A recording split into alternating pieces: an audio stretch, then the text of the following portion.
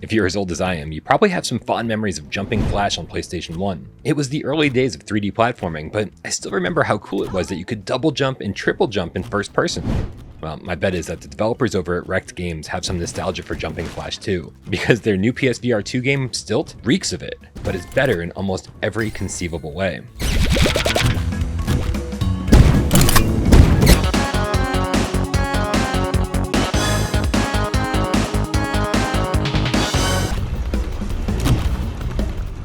In Stilt, you play as some amorphous blob with massive pogo stick-like springs on each hand, which immediately makes Stilt control different than any VR game you've ever played. The trailers had me worried that this might be an Octodad type situation, where the controls are so ridiculous that getting your character to do anything is half the battle.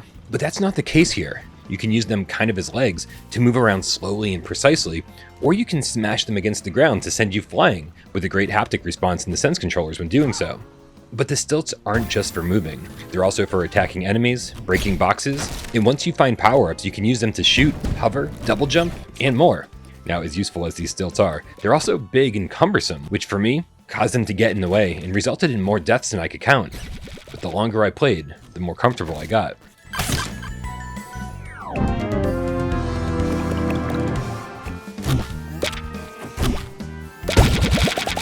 And you'd better get comfortable as soon as you can, because it won't take long for the challenge to start ramping up. There are moving platforms, spike strips, lava, and all sorts of things that will kill you if you don't time your jumps just right. Luckily, death isn't the end because you have an infinite amount of lives, and can always start the level over from the beginning. Or if you've made some significant progress, you can spend 10 of these stamps that you've been collecting to drop you at the last checkpoint. But stamps aren't the only thing you're collecting.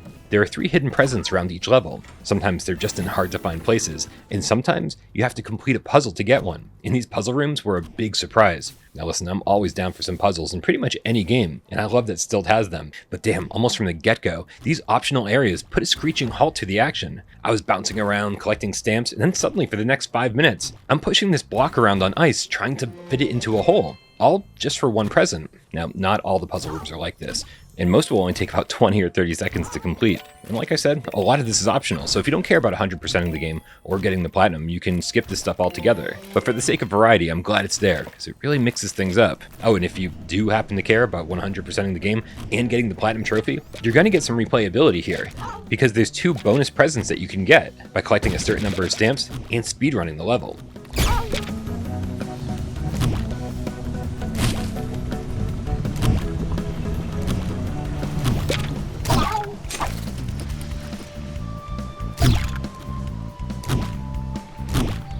The worlds here are bright and colorful, the draw distance is great, the resolution is fairly sharp, and everything moves at an insane 120 frames native, with no reprojection in sight. Sure, it looks a little simple, but this is how I want my platformers to look. Plus, it's got nice bouncy sound effects and a pretty decent soundtrack that once AJ mentioned sounds just like Crash Bandicoot. I couldn't not hear it, leaving me with only 3 real complaints. First, the enemy variety isn't great, and most of them have the AI of a Super Mario Bros. Goomba. Also, I was surprised that each part of the overworld didn't end with a boss fight, something I expect way more of in a platformer, with the only boss fight being the one at the very end of the game.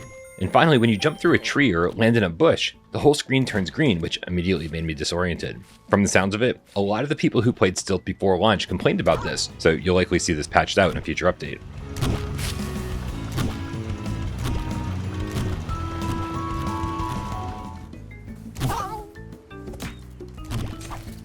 When I noticed that Stilt had an 8-player online mode, my curiosity was piqued, and I gathered up everybody I could to test it out, and I'm happy to say that it's an absolute blast. You're immediately thrown into a public lobby, making it easy to find your friends, regardless of what platform you're playing on. Then you can create a private room or dive straight into a game. And it's pure chaos in the best possible way. 8 of you are bouncing around an arena, and depending on the game mode, you'll be trying to pop balloons or stay inside of a moving yellow sphere to get the most points possible. But you're always trying to kill each other, or at the very least, slap each other across the map into the water or lava. It's interesting that all 3 modes were types of arena battles. I was a little surprised and a little disappointed not to see any obstacle course-like race modes. But what's here is great, and I was laughing pretty much the whole time. Even though all 3 of the multiplayer game modes are fairly shallow, it'll be fun to jump back into from time to time, making it a perfect Sunday multiplayer meetup game.